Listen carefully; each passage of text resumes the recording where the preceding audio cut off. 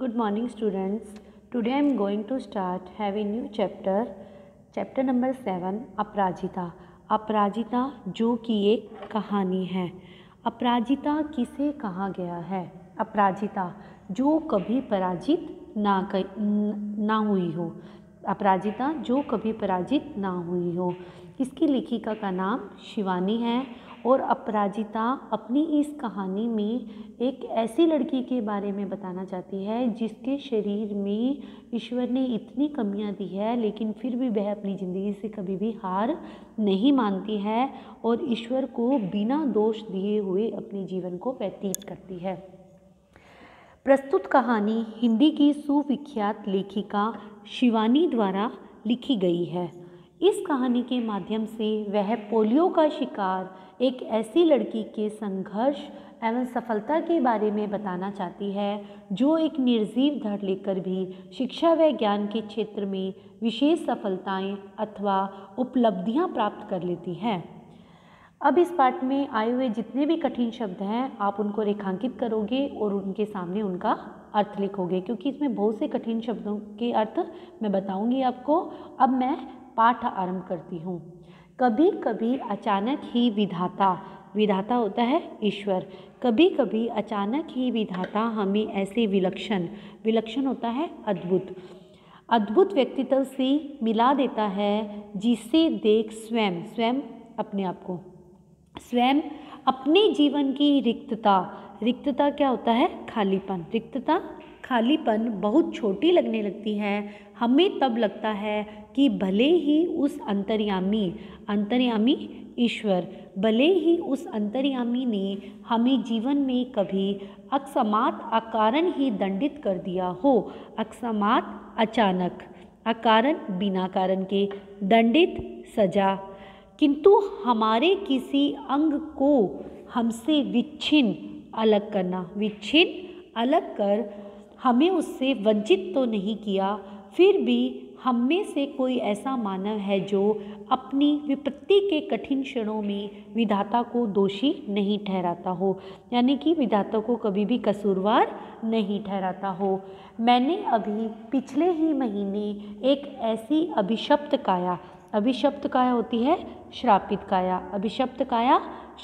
काया, जिसे विधाता ने कठोरतम दंड दिया है, किंतु उसे वह नतमस्तक होता है सिर झुकाकर, आनंदी मुद्रा, प्रसन्नचित मुद्रा में झेल रही है, विधाता को कोस कर नहीं। अब देखो वह ये कह रही है कि विधाता ने उसके जीवन में इतनी कमियां दी है, उसके बावजूद भी वह अपने जीवन में कभी हार नहीं मानती है और ईश्वर को दोष नहीं देती है। लेखिका एक ऐसी लड़की से मिली है कुछ ही समय पहले। अब आगे लेखिका क्या कहती है कि उसकी कोठी का अहाता होता है आंगन, उसकी कोठी का अहाता एकदम हमारे बंगले के अहाते से जुड़ा था। अपनी शानदार कोठी में वह पहली बार कार से उतरते देखा तो आश्चर्य से देखती ही रह गई। कार का द्वार खुला, द्वार होता है दरवाज़ा, कार का द्वार खुला, एक प्रौढ़ा ने उतरकर पिछली सीट से एक व्हील चेयर निकालकर सामने रख दी और भीतर चली गई, अंदर चली गई। दूसरे ही समय धीरे धीरे बिना किसी सहारे से एक युवती ने अपने निर्जीव धड़ को बड़ी दक्षता होती है गुण, दक्षता से नीचे उतारा। फिर वह साखियों से व्हील चेयर तक पहुंच उसमें बैठ गई और बड़ी तटस्थता से उसे स्वयं चलाती कोठी के भीतर चली गई। मैं फिर नियत समय पर उसका विचित्र आवागमन देखती, आवागमन होता है आना जाना, और आश्चर्यचकित रह जाती, ठीक जैसे कोई मशीन खटखटाती अपना काम किए चली जा रही हो। लेखिका बताती है कि डॉक्टर चंद्रा के आंगन की जो दीवार है वो मेरे घर के आंगन की दीवार एक ही है। मैंने उसे अपनी कार से एक बार उतरते हुए देखा और मैं आश्चर्यचकित रह गई। मैंने देखा कि वह अपनी कार से बैसाखियों के सहारे व्हील चेयर पर बैठकर अपने घर के भीतर चली गई है। अब उसका जो आना जाना था, मैं उसका क्या करती थी, उसको प्रतिदिन देखती थी, उसके आने जाने को प्रतिदिन देखती थी। धीरे धीरे मेरा उससे परिचय हुआ, परिचय होना जान पहचान होना, परिचय होना जान पहचान होना। परिचय हुआ तो कहानी सुनी तो दंग रह गई। नियति होता है भाग्य, नियति के प्रत्येक कठोर आघात को अति अमानवीय धैर्य एवं साहस से झेलती वह बित्ते भर की लड़की मुझे किसी देवांगना से कम नहीं लगी। देवांगना होती है अप्सरा। देवांगना क्या होती है? अप्सरा। मैं चाहती हूँ कि मेरी पंक्तियों को उदास आंखों वाला वह गोरा उजले वस्त्रों से सज्जित लखनऊ का मेधावी युवक भी पढ़े, जिसे मेधावी किसे कहते हैं? होनहार को। मेधावी, होनहार, होशियार युवक जवान, जिसे मैंने कुछ माह पूर्व अपनी बहन के यहाँ देखा था। वह आईएएस की परीक्षा देने इलाहाबाद गया। लौटते समय किसी स्टेशन पर चाय लेने उतरा कि गाड़ी चल पड़ी। चलती ट्रेन में हाथ में कुल्हड़ सहित चढ़ने के प्रयास में गिरा और पहिए के नीचे हाथ पड़ गया। प्राण तो बच गए पर दायां हाथ चला। उसी विच्छिन्न होता है अलग होना। विच्छिन्न किसे कहते हैं? अलग होना। विच्छिन्न बुझा हाथ के साथ साथ मानसिक संतुलन भी खो बैठा। मानसिक संतुलन, दिमागी संतुलन।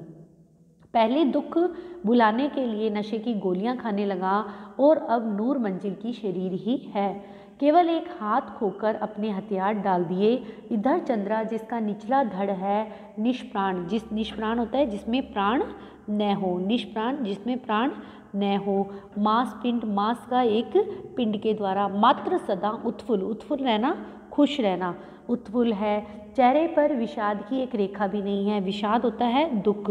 चेहरे पर विषाद की एक रेखा भी नहीं है। बुद्धि द्वीप्त आंखों में अदम्य उत्साह, प्रतिपल प्रतिक्षण उत्कृष्ट जिजीविषा, जीने की इच्छा।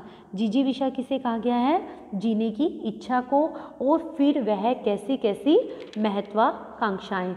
अब लेखिका बताती है कि जब मेरी डॉक्टर चंद्रा से जान पहचान हुई तो उसकी कहानी सुनकर मैं आश्चर्यचकित हो गई, मैं दंग हो गई और मुझे लगा कि इस लड़की को ईश्वर ने कितनी बड़ी चोट पहुंचाई है। फिर भी यह ईश्वर को कोस नहीं रही है, उसको दोष नहीं दे रही, बल्कि अपना जीवन खुशी से बिता रही है।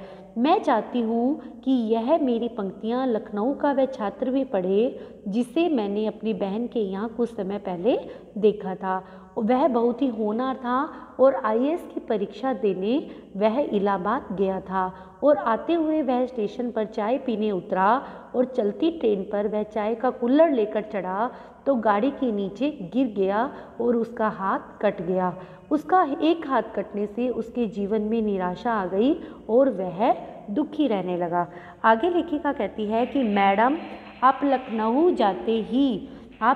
जाते ही मेरे ड्रग रिसर्च इंस्टीट्यूट से पूछकर यह बताएंगी कि क्या वहाँ आने पर मेरे विषय माइक्रोबायोलॉजी क्या होती है?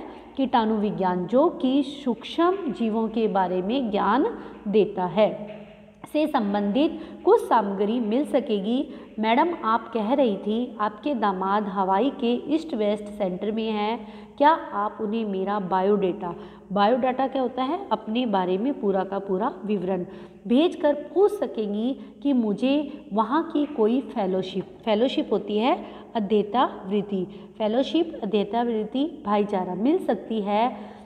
अब लेखिका क्या कह रही है कि जो डॉक्टर चंद्रा है उसने क्या कर रखी है? माइक्रोबायोलॉजी में पीएचडी कर रखी है, कीटाणु विज्ञान के अंदर उसने पीएचडी कर रखी है। यहाँ कभी सामान्य सी हड्डी टूटने पर या पैर में मोच आने पर ही प्राण ऐसे कंठगत हो जाते हैं जैसे विपत्ति का आकाश ही सिर पर टूट पड़ा है। और इधर यह लड़की है कि पूरा निचला धड़ सुन्न है, फिर भी उसकी बोटी बोटी फड़क रही है। बोटी बोटी क्या होता है? अंग अंग, फड़कना, हिलना डुलना, फड़क रही है। अब वो कह रही है कि जब हमारी कोई हड्डी टूट जाती है, पैर में मोच आ जाती है, तो हम आसमान सिर पर उठा लेते हैं दर्द के कारण। लेकिन जब मैं इस लड़की को देखती हूँ, जब मैं डॉक्टर चंद्रा को देखती हूँ, जिसका पूरा निचला हिस्सा, जिसका धड़ बिल्कुल सुन्न है, लेकिन फिर भी उसका अंग अंग फड़क रहा है, जीने की इच्छा जता रहा है, ऊंची नौकरी की एक ही नीरस करवट में उसकी निरंतर होता है लगातार लगातार प्रतिभा डूबती जा रही है। प्रतिभा होता है उसके अंदर गुण, प्रतिभा डूबती जा रही है। आजकल वह IIT मद्रास में काम कर रही है। जन्म के 18वें महीने में जिसकी गर्दन से नीचे का पूरा शरीर पोलियो ने निर्जीव कर दिया हो। लेखिका अब क्या कह रही है कि जब डॉक्टर चंद्रा का जन्म हुआ था तो उसके 18वें महीने में ही उसके गर्दन का जो नीचे का हिस्सा था वह पोलियो के कारण निर्जीव हो गया था। उसने किस अद्भुत साहस से नियति होता है भाग्य, नियति को अंगूठा दिखा अपनी थीसिस पर डॉक्टरेट ली होगी। अब लेखिका कह रही है कि उसने कैसे भाग्य को अंगूठा, अपने साहस से कैसे अंगूठा दिखाया और उसने डॉक्टरेट की उपाधि ली। यानी कि ईश्वर ने उसके साथ इतना बुरा किया लेकिन फिर भी वह साहस से आगे बढ़ती चली गई। मैडम, मैं चाहती हूँ कि मुझे कोई सामान्य भी सहारा भी न दे। आप जो देखती हैं मेरी माँ को मेरी कार चलाना पड़ता है। मैंने इसी से एक कार का नक्शा बना कर दिया है जिससे मैं अपने पैरों के निर्जीव अस्तित्व को सजीव बना लूँगी। यह देखिए, मैंने अपनी प्रयोगशाला में संचालन सुगम बना लिया है, सुगम आसान बना लिया है। मैं अपना सारा काम अब स्वयं निपटा लेती हूँ। अब लेखिका कहती है कि मेरा जितना भी कार्य है मैं खुद करना चाहती हूँ, मैं अपने कार्य को किसी से नहीं करवाना चाहती। मेरी कार जो मेरी माँ चलाती है, मैं यह कार भी एक ऐसा नक्शा, यानी कि इस कार का ऐसा नक्शा बना दिया है मैंने कि जिसे मैं अपने आप खुद चला सकूं, मैं मेरी माँ का सहारा भी ना लूँ। आगे लेखिका कहती है कि उसने मुझे तस्वीरें दिखाई, समस्त सामग्री उसके हाथ की पहुँच तक ऐसे धरी थी यानी कि रखी थी कि निचला धड़ ऊपर उठाए बिना ही मनचाही सामग्री मेज से उतार सकती थी। उसके सामने जब लेखिका ने उसे तस्वीरें दिखाई तो ऐसे लग रहा था उसने संचालन की जितनी भी उसकी प्रयोगशाला की तस्वीरें थी उसके सामने उसकी सारी चीज़ें ऐसे रखी थी कि वह आराम से उनको उठा सकती थी। किंतु आज की इस पटुता के पीछे एक सुदृढ़ कठिन अभ्यास की यातनाप्रद भूमिका, पटुता होती है चतुरता, यातनाप्रद भूमिका स्वयं डॉक्टर चंद्रा के प्रोफेसर के शब्दों में। अब डॉक्टर चंद्रा के प्रोफेसर के शब्दों में बताया गया कि हमने आज तक 2 व्यक्तियों द्वारा सम्मिलित रूप में नोबेल पुरस्कार पाने के विषय में सुना था, किंतु आज हम शायद पहली बार इस PhD के बारे में भी कह सकते हैं। देखा जाए तो यह डॉक्टरेट भी संयुक्त रूप में मिलना चाहिए। अब लेखिका क्या कह रही है उसके प्रोफेसर के शब्दों में कि हमने आज तक उसके रूप में सुना था नोबेल पुरस्कार में, लेकिन हम PhD के रूप में भी सुन सकते हैं, यानी कि संयुक्त रूप में उपाधि ले सकते हैं। किसके लिए कह रही है वो? ये डॉक्टर चंद्रा के लिए और उसकी माता के लिए। उसकी माता जो कि T सुब्रमण्यम है, जिसने उसका हर समय साथ दिया है। डॉक्टर चंद्रा और उनकी अद्भुत साहसी जननी है माता। जननी किसे कहा गया है? माता को। श्रीमती T सुब्रमण्यम उसकी माता का नाम है। 25 वर्ष तक इस सहिष्णु महिला ने पुत्री के साथ साथ कैसे कठिन साधना की और इस साधना का सुखद अंत हुआ 1976 में जब चंद्रा को डॉक्टरेट मिली माइक्रोबायोलॉजी में। अपंगी स्त्री पुरुषों में इस विषय में डॉक्टरेट पाने वाली डॉक्टर चंद्रा प्रथम भारतीय महिला है। अब लेखिका बता रही है कि सुब्रमण्यम का कठिन साधना उसकी कब सफल हुई? जब डॉक्टर चंद्रा को माइक्रोबायोलॉजी के अंदर उपाधि मिली। उसको किस में उपाधि मिली? माइक्रोबायोलॉजी में। और वह एक प्रथम भारतीय महिला थी, अपंग महिला थी, जिसने माइक्रोबायोलॉजी में PhD की उपाधि ली थी। जब इसे सामान्य ज्वर के चौथे दिन, ज्वर होता है बुखार, ज्वर किसे कहा जाता है? बुखार को, पक्षाघात, पोलियो या लकवे की बीमारी जब हुआ तो गर्दन के नीचे का सर्वांग होता है पूरा, सर्वांग किसे कहा गया? पूरा सर्वांग अचल हो गया। भयभीत होकर हमने बड़े से बड़े डॉक्टरों को दिखाया, सबने एक स्वर में कहा, आप व्यर्थ पैसा बर्बाद मत कीजिए, आपकी पुत्री जीवन भर केवल गर्दन ही हिला पाएगी, संसार की कोई भी शक्ति इसे रोग मुक्त नहीं कर सकती। जब डॉक्टर चंद्रा को दिखाया गया तो डॉक्टरों ने यही बताया कि आप इसके ऊपर पैसा मत लगाइए, क्योंकि यह रोग मुक्त नहीं हो सकती, इसकी बीमारी का कोई भी इलाज नहीं है। सहसा, सहसा है अचानक, सहसा श्रीमती सुब्रमण्यम का कंठ अवरुद्ध हो गया, रुक गया। फिर भी वह धीमे स्वर में मुझे बताने लगी कि मेरे गर्भ में तब इसका भाई आ गया था। इसके भयानक अभिशाप के बावजूद मैंने कभी विधाता से यह नहीं कहा कि प्रभु इसे उठा लो, इसके इस जीवन से तो मौत भली है। मैं निरंतर लगातार इसके जीवन की भीख मांगती रही। केवल सिर हिलाकर यह इधर उधर देख भर सकती थी, न हाथों में गति थी न पैरों में। फिर भी मैंने आशा नहीं छोड़ी। एक आर्थोपेडिक हड्डियों का डॉक्टर, आर्थोपेडिक सर्जन की बड़ी ख्याति प्रसिद्धि सुनी थी तो वहीं ले गई। अब लेखिका बता रही है कि डॉक्टर सुब्रमण्यम ने उसे बताया कि जब इसकी ये बीमारी हुई तो मेरे गर्भ में इसका भाई आ गया था और इतना बड़ा अभिशाप था, इसे भगवान ने इतनी बड़ी सज़ा दी थी, लेकिन फिर भी मैंने इसके जीवन की हार नहीं मानी। मैं ईश्वर से सिर्फ यही मांगती थी कि इसको मौत ना दे बल्कि इसे जीवन दे ताकि मैं इसकी सेवा कर सकूं। और जब वह डॉक्टरों के पास गई तो डॉक्टरों ने उसे क्या कह दिया कि आपकी बेटी का इलाज हो ही नहीं सकता, लेकिन फिर भी उसने अपने जीवन से आस नहीं हारी, उसने अपने जीवन में आस रखी। 1 वर्ष तक कष्ट साध्य उपचार होता है इलाज चला और एक दिन स्वयं ही उसके ऊपरी धड़ में गति आ गई, यानी कि उसे सफलता मिल गई, उसके ऊपरी धड़ में गति आ गई, हाथ हिलने लगे, नन्ही अंगुलियां मुझे बुलाने लगी, निर्जीव धड़ को मैंने सहारा देकर बैठना सिखा दिया। उसकी माता बताती है कि धीरे धीरे मैंने उसको सहारा देकर बिठाना भी सिखा दिया, उसकी उंगलियां हिलने लगी, उसके पैर की उंगलियां हिलने लगी और उसके निर्जीव धड़ में थोड़ी सी जान आने लगी। 5 वर्ष की हुई तो मैं इसका स्कूल बनी। जब वह 5 वर्ष की हुई तो उसकी माता ही उसका स्कूल बनी। मेधावी पुत्री की विलक्षण अद्भुत बुद्धि ने फिर मुझे चमत्कृत कर दिया। सरस्वती स्वयं ही जैसे आकर जीवांग पर बैठ गई हो, जीवांग उसकी जीभ पर बैठ गई हो। बंगलोर के प्रसिद्ध माउंट कार्मेल में उसे प्रवेश दिलाने मुझे कॉन्वेंट द्वार पर लगभग धरना ही देना पड़ा। जब उसकी बेटी का वहाँ एडमिशन नहीं हुआ तो उसकी माता ने क्या किया, वह वहाँ धरना देकर बैठ गई माउंट कार्मेल में प्रवेश दिलाने के लिए। नहीं मिसेस सुब्रमण्यम, मदर ने कहा, मुझे आपसे पूरी सहानुभूति है, पर आप ही सोचिए आपकी पुत्री की व्हील चेयर कौन पूरी क्लास में घुमाता फिरेगा। आप चिंता न करें मदर, मैं हमेशा उसके साथ रहूँगी और फिर पूरी कक्षाओं में अपंग पुत्री की कुर्सी की परिक्रमा होती है चारों तरफ चक्कर लगाना, परिक्रमा मैं स्वयं कराती, वे पीरियड दर पीरियड उसके पीछे खड़ी रहती। अब लेखिका क्या बता रही है कि उसकी माँ ने जब उसका एडमिशन करवाया माउंट कार्मेल में कॉन्वेंट में, जब वह एडमिशन करवाने गई और प्रिंसिपल ने मना कर दिया कि यह आपकी पुत्री अपंग है, तो उसकी माँ ने कहा कि मैं मेरी पुत्री की व्हील चेयर हर क्लास में लेकर मैं घूमूंगी, आपको इसकी परेशानी नहीं होगी, आप इसका एडमिशन कर दीजिए। और उसने इस बात के लिए वहाँ पर धरना दे दिया। प्रत्येक परीक्षा में सर्वोच्च स्थान प्राप्त कर चंद्रा ने स्वर्ण पदक जीते।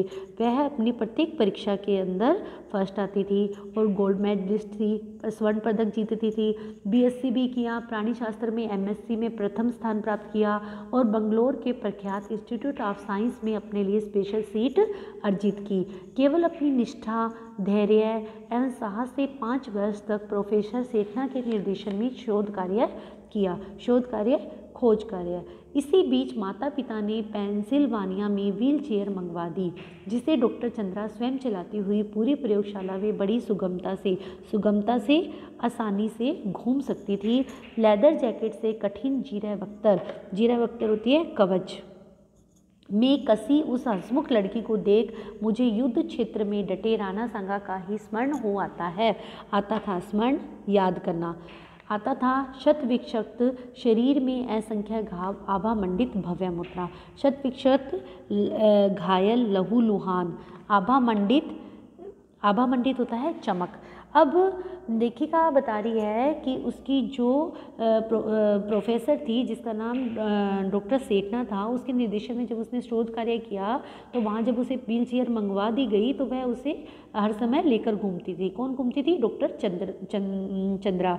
और वह बड़ी उसे आसानी से उसे चला लेती थी और लेदर जैकेट में जब वह घूमती थी तो बड़े उसके चेहरे के ऊपर बड़ी हंसी थी और उसको देखकर ऐसा लगता राणा सांगा की याद आ जाती थी। जिस प्रकार जब राणा सांगा युद्ध के अंदर घायल हो चुके थे, लहूलुहान हो चुके थे और उनके चेहरे पर एक अलग सी चमक थी, उसी प्रकार से ईश्वर ने उसे इतना कठोर दंड दिया था, लेकिन डॉक्टर चंद्रा के चेहरे के ऊपर चमक थी। उनके ऊपर कोई भी ऐसा अभाव नहीं था कि उनके शरीर में कमी हो।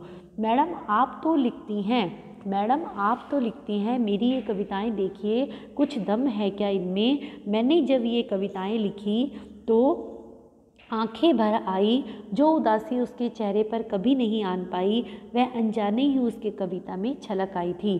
फिर उसने अपनी कढ़ाई बुनाई के सुंदर नमूने दिखाए। लड़की के दोनों हाथ जैसे दोनों पैरों का भी काम करते हों, निरंतर मशीनी खटखट में चलते रहते हैं। जर्मन भाषा में माता पुत्री दोनों ने मैक्स मुलर भवन में विशेष योग्यता सहित परीक्षा उत्तीर्ण की। गर्ल गाइड में राष्ट्रपति का स्वर्ण कार्ड पाने वाली वह प्रथम अपंग बालिका थी। यही नहीं, भारतीय और पाश्चात्य संगीत दोनों में उसकी समान रुचि थी। अब देखो उसने इतनी योग्यताएं प्राप्त की थी। उसने अपने एल्बम को अपनी निर्जीव टांगों पर रखकर, उसने अपनी तस्वीरें दिखा रही थी, उसने अपनी निर्जीव टांगों के ऊपर रखकर लेखिका को दिखा रही थी। वह मुझे अपने चित्र दिखाने लगी। पुरस्कार ग्रहण करती हुई डॉक्टर चंद्रा, प्रधानमंत्री के साथ मुस्कुराती हुई खड़ी डॉक्टर चंद्रा, राष्ट्रपति को सलामी देती बालिका चंद्रा और व्हील चेयर में लेदर जैकेट में जकड़ी वैसाखियों का सहारा लेकर अपनी डॉक्टरेट ग्रहण करती डॉक्टर चंद्रा। ये सारी की सारी तस्वीर किसको दिखाई? लेखिका को। किसने दिखाई? डॉक्टर चंद्रा ने।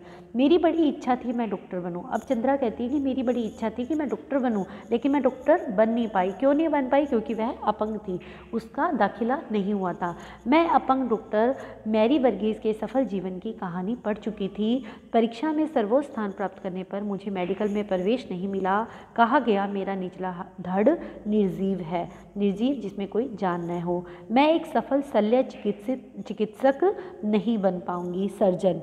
ठीक है, शल्य चिकित्सक सर्जन। किंतु डॉक्टर चंद्रा के प्रोफेसर के शब्दों में मुझे यह कहने में रंच मात्र भी हिचकिचाहट नहीं होती थी कि डॉक्टर चंद्रा ने विज्ञान की प्रगति में महान योगदान दिया है। चिकित्सा ने जो खोया है वह विज्ञान ने पाया है। अब लेखिका कह रही है कि चिकित्सा ने जो खोया है ना वह विज्ञान ने पाया है, यानी कि मैं डॉक्टर चंद्रा के बारे में यह सब बता रही हूँ। आगे लेखिका बताती है कि चंद्रा की एल्बम के अंतिम पृष्ठ पर उसकी जननी का बड़ा सा चित्र, जिसमें वे JC बेंगलोर द्वारा प्रदत्त एक विशिष्ट पुरस्कार को ग्रहण कर रही हैं, वीर जननी का पुरस्कार। किसने ग्रहण किया? डॉक्टर सुब्रमण्यम में। किस लिए? कि उसने ऐसी पुत्री को जन्म दिया है जो कि वीर है। बहुत बड़ी बड़ी उदास आंखें जिनमें माँ की व्यथा और पुत्री की भी व्यथा होती है, चिंता। व्यथा किसे कहा गया है? चिंता को। तो व्यथा को अंडरलाइन करो, लिखो चिंता। अपने सारे सुख त्याग कर नित्य छाया बनी पुत्री की पहिया लगी कुर्सी के पीछे चक्र से घूमती जननी, नाक के दोनों ओर हीरे के दो जगमगाते लोंगों, लोंग होते हैं नोजपिन, नाक में पहनने का एक